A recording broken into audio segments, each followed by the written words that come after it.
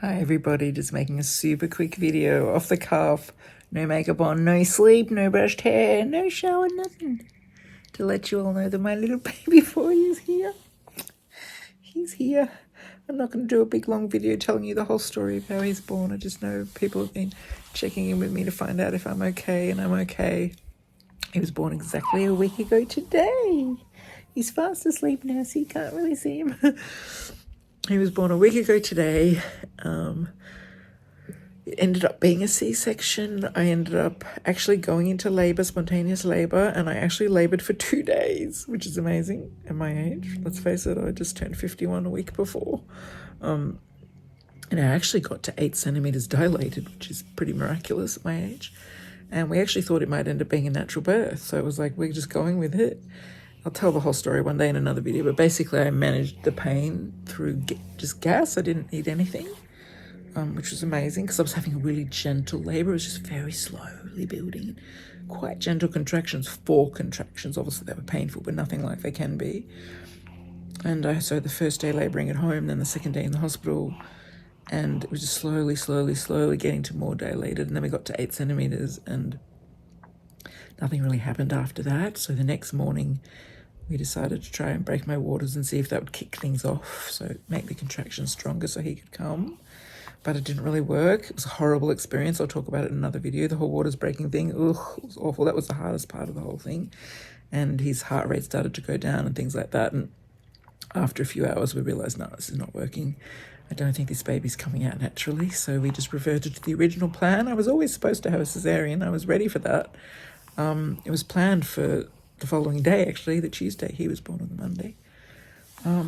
So we just switched to the original plan A, and the C-section went really well. It was an amazing team of people in the room, just incredibly lovely, like a lot of banter and just really fun people.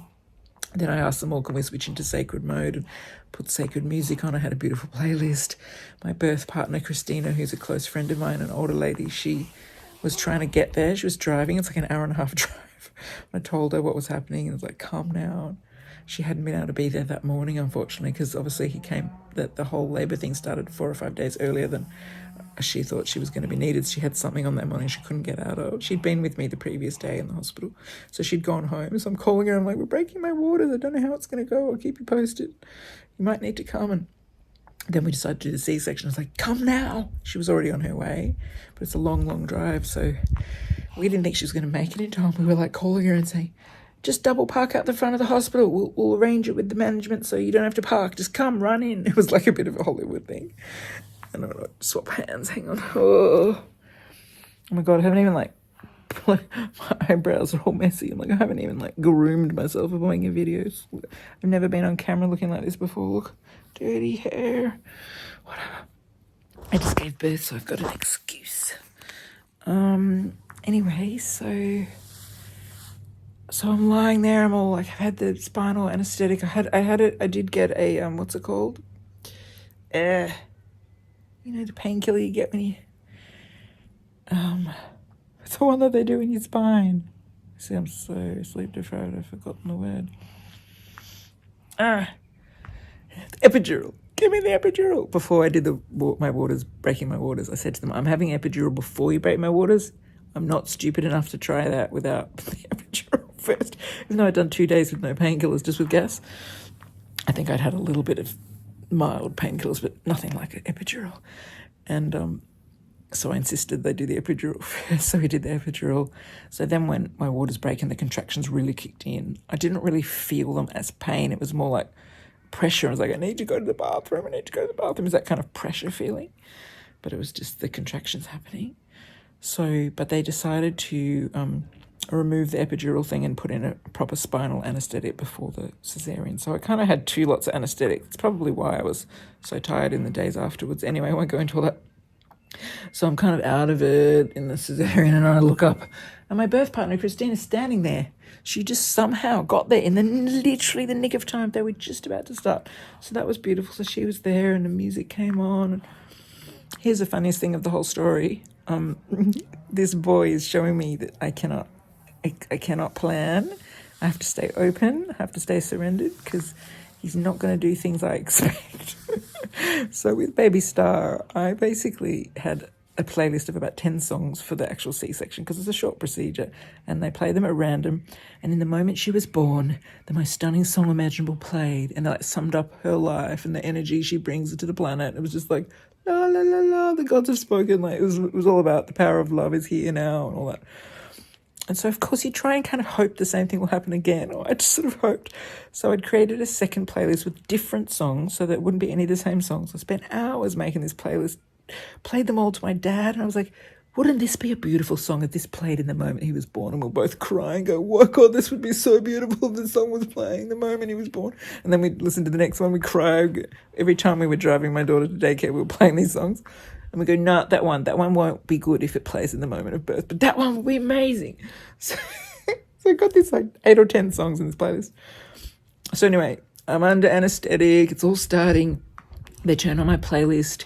You know, they're prepping your body for the surgery and then they're doing this cut before they take the baby out. And this beautiful song comes on about the baby being the light of the world. And I'm like, oh my God, imagine if his little head comes out now. This is the perfect song to be born to. And then the doctor says, okay, I'm going to take him out now in about 30 seconds and he's going to start to wriggle out. And the song started to come to an end. And the song came to an end just as his little head started to wriggle out because we were doing what's called a gentle cesarean where the baby just like wriggles its way out. And it's so funny. So I'm like waiting. I'm totally present waiting till they're going to lift the baby out. You can't see anything. But part of me is listening for the song. Like, what's the song going to be? It's about to start playing. He's just about to. By the way, sorry that this is moving. I'm just holding it with my hand. It's not on a stand or anything, so it's more wobbly than usual. Anyway. And then in the moment that his head wriggles out, a completely random song came on. It was not from my playlist. I was like, what is this song? But it's a nice song. I think it was a Fleetwood Mac song about dating. You know, it was nothing to do with being the light of love of the world. It's just like a random song. I was like, what is this song? Anyway, that song played for the whole time he wriggled out and they gave him to me. And then another beautiful song that would have been perfect came on and then the rest of the playlist. Anyway, later we were like, does anyone remember what the song was playing? And everyone was like, I think it was a Fleetwood Mac song. It was really strange. And I said to him, that's not on my playlist. To my doctor, I said, that's not on my playlist because it was playing through his Spotify on his phone. And he looked, he said, oh my God, Spotify has this new weird thing where they just play a random song in your playlist. And we all just looked at each other like, this is weird. And I was like, all I could say is the message that I'm taking from that is expect the unexpected. This boy has his own path. I cannot predict it. I cannot micromanage it. I cannot plan for it. I just got to be open. So in actual fact, it was perfect. I still don't really know what song it was. I think it might have been Dreams by Fleetwood Mac. Anyway, you came with a very funny joke in your first minute of life. So then we go into the recovery thing, and I think because I'd had a much more difficult birth than with Baby Star, because I had laboured for 2 days and I'd gone through the water breaking and proper contractions and everything, he didn't have as easy a start as she did. It was a little bit harder for him to find my boob and breastfeed, but he still had a pretty good start. So he was put straight on me and breastfed him, and there's one moment where he turned a bit purple, more like something's wrong with his breathing, but then he was fine and he's been fine ever since. So, and then I was taken to recovery, and the next 3, I actually only stayed in hospital for 3 days. The next 3 days were a bit of a blur when I look back. I'll make another video one day about what happened when I was in the hospital. I did not have the greatest experience. Last time I had a much better experience, but both times the similar thing that was in common was the first 36 hours when I first had given birth, and, you know, the nurses are coming in constantly to check your blood pressure and check your vitals and check my blood sugar because I was gestational diabetes, and check if I needed insulin and check the baby. And they're really like with you. That first 36 hours was fantastic with both births. The nurses were amazing. But I found both times after that, I guess they've had other women come in who are in that emergency state. So they kind of stop paying attention to you and they stop really looking after you and they stop helping you. And I found that very challenging, particularly this time, because my milk took a bit longer to come in this time, and he was really, really hungry and he just wanted to feed all the time, and I wasn't able to get any sleep. And because you can't get up and down because you've had a cesarean. So I couldn't like get up, try and take him out of the bassinet. They'd put him in and walk him around and pat him and bounce him and all that, because you can't do those things when you're recovering straight after a surgery. But the nurses weren't really helping me anymore like they had in the first couple of days. So I had a couple of really awful nights where I just had to try and somehow walk around, even though I was in high levels of pain from the surgery. And I was walking around for hours trying to hold him and soothe him. And I couldn't soothe him because he was hungry, because my milk hadn't come in yet. So I had 2 nights in particular where I got 0 sleep, and he was constantly on my boob trying to get milk, but there was no milk. And I had some very scary moments where I nodded off, and I was like with him in a hospital bed, so that, you know, they could fall off to the side, and I was like, wake up, go, oh my God, I can't believe I fell asleep, I could have dropped him. And there was a lot of moments like that where it was very scary. So I had a very scary couple of days of, oh my God, I could have dropped him. And the nurses were not very helpful, and I found that really challenging. I a couple of times complained, a couple of times I asked for help, and there was one night where they were really noisy. They were cleaning the wing at like midnight all around me, and there was doors banging, and I was like, every time he would fall asleep, he'd wake up, and I got really upset about it. That didn't help things. I was so sleep deprived. I wasn't my normal calm, la la la self. I was very stressed and very sleep deprived. So I made the decision to come home after the 3rd day. I just thought I will get more sleep at home. And also I felt that not just that I'll get more sleep at home, but that, oh, sorry, I'm so tired. That at home, at least, I mean, my bedroom's carpeted. So if I did fall asleep and drop him or something, at least he's on carpet, whereas the hospital, it's a hard floor. And also I have a floor bed set up at home, a big queen size floor bed, which my daughter sleeps on, baby Star sleeps on. And I thought, if I'm really struggling to sleep, if he's still in the same situation, my milk hasn't come in, I can just lie down with him on the floor bed. I mean, I don't want to be co-sleeping with a newborn. I don't think it's that safe, because I'm on painkillers, so I can't guarantee I won't squash him. Like, normally co-sleeping is okay if you're not on medication, but I'm on such strong painkillers for the cesarean surgery.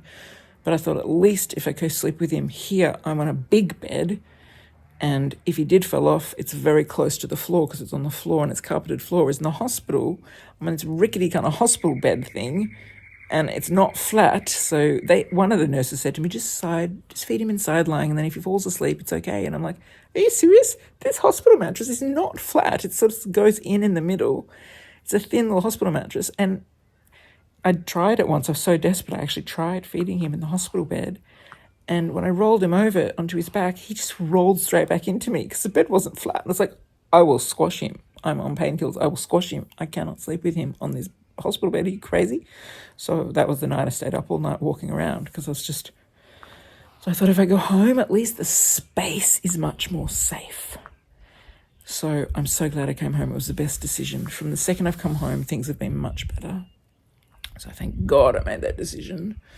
I will do another video to tell you about how baby Star has coped. She's been spectacular. I'll just say that she's been spectacular. Not a moment of jealousy, just absolutely adores him.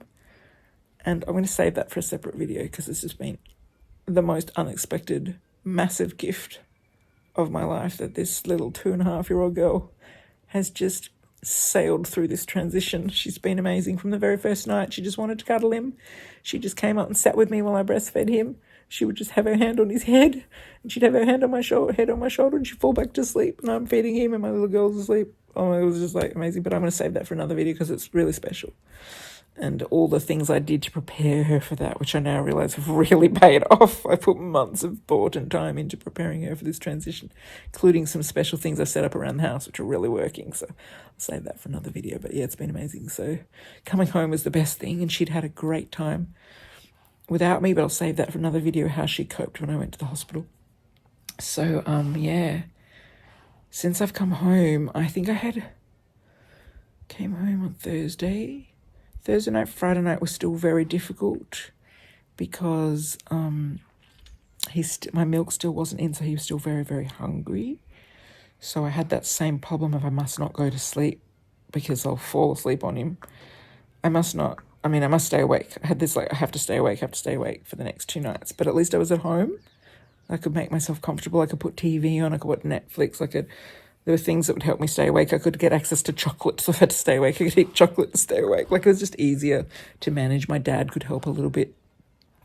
And then the next night was a turning point for me. My milk still wasn't in, but it was starting to be in. He was getting a bit more milk, so he was a bit less hungry. He was a bit sleeping more, but he still would only sleep on me. He wouldn't sleep in his bassinet.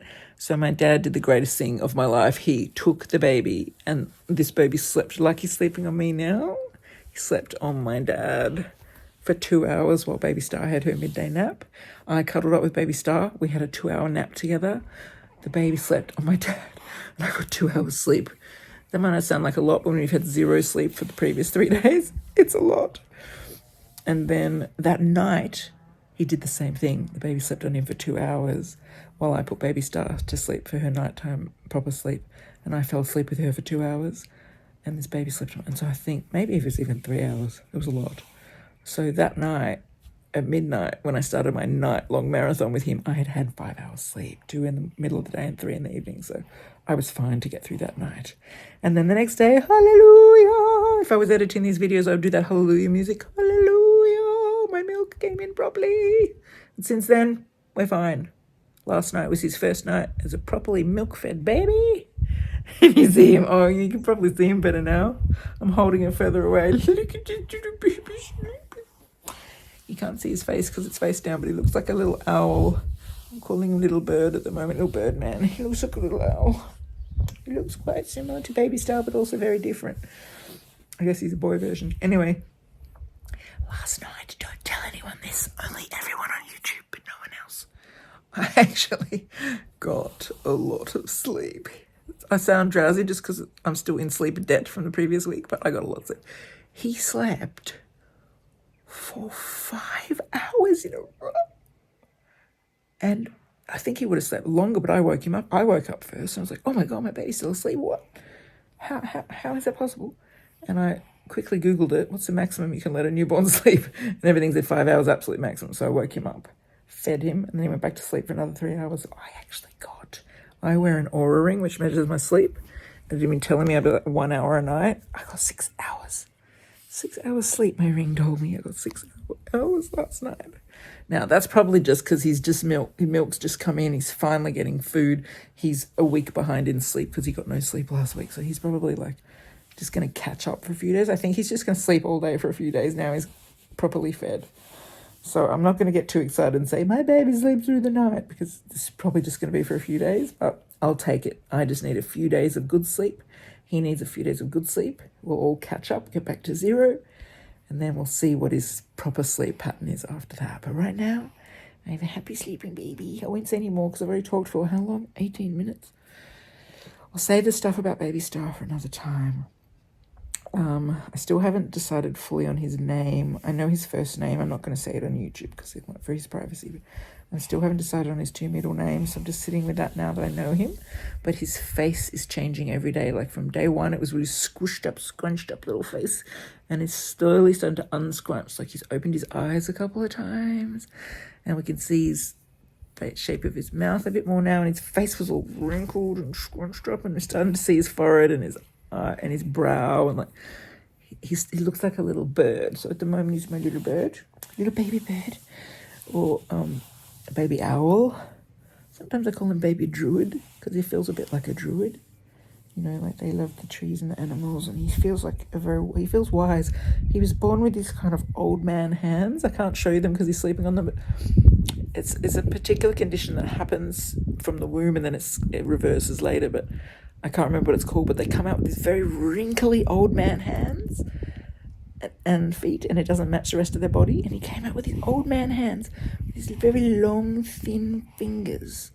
So it makes me think he's going to be a piano player maybe, but he's very wise. He looked like this wise old man with this very like owl face, like wisdom, wise, druid face. So at the moment he's my little druid. So we'll see what happens as his face emerges over the next few days. Hopefully I'll settle on his names. I'm so glad I pushed myself the last 6 months to get 40 billion things done, because it all got done, and now I'm just like literally just lying here all day looking at him, resting. I haven't even unpacked my hospital bag. I don't plan to. watching a bit of Netflix, playing with my little girl. I'm spending a lot of time with her because he's asleep a lot, so she might just sit next to me and play while I'm lying here. So I just need a week of complete rest to recover from last week, because last week was huge. And then we'll see what happens after that. But I am planning to take it really easy the 4th trimester because, you know, at my age, especially as a solo mum, I would like to make sure that I'm properly recovered from the C-section and from the labour and just from the pregnancy, so that I can really look after both my children by myself. Anyway, that's the update. I've talked for 20 minutes. I plan to do a 5-minute video, but that's what happens when I start talking. Sorry, I'm so half asleep while I'm talking. Oh, you nearly saw his face then. That's his little body. It's his little face. Alright guys, I'll make another video at some point. Everything's quiet here because my dad and the woman who's helping around the house have taken little Star out to a park. That's why the house is quiet. And I have time to record this. I'm not going to edit it or anything. I'm just going to upload it. All my videos are out of order. There's a ton of videos coming up that I filmed when I was pregnant. Lots of amazing, fascinating, interesting, useful things about being a solo mom and being an older mom. I didn't know if I would be up to making videos after the baby was born because you just don't know what your recovery is going to be like. As it's turned out, I'm feeling good. I'm having an easy recovery, so I've recorded this. So over the next few weeks, you will see a lot of videos coming out when I'm pregnant. But obviously they were recorded before when I was pregnant. Because right now you're seeing a live one. And I'm not pregnant anymore. I'm totally not. The baby is now in the world. He's now earthside. And he's asleep. And he'll be asleep for hours. All right, everybody, big love. Thanks for all your messages and support, especially those of you who are in my community, the My Baby Dream community. I've had lots of beautiful messages from people reaching out, checking I'm okay. So I really, really, really, really appreciate it. Appreciate all your support. You know, doing this by myself at my age, you can get a lot of haters. So it's really lovely to hear from people who are finding this inspiring and who are cheering us on. I really, really appreciate all of you. I appreciate all of your love. I appreciate all of your comments. I'm not writing back as quickly as I normally do because, you know, newborn, baby, and sleep. All right, everybody. Speak soon. Bye.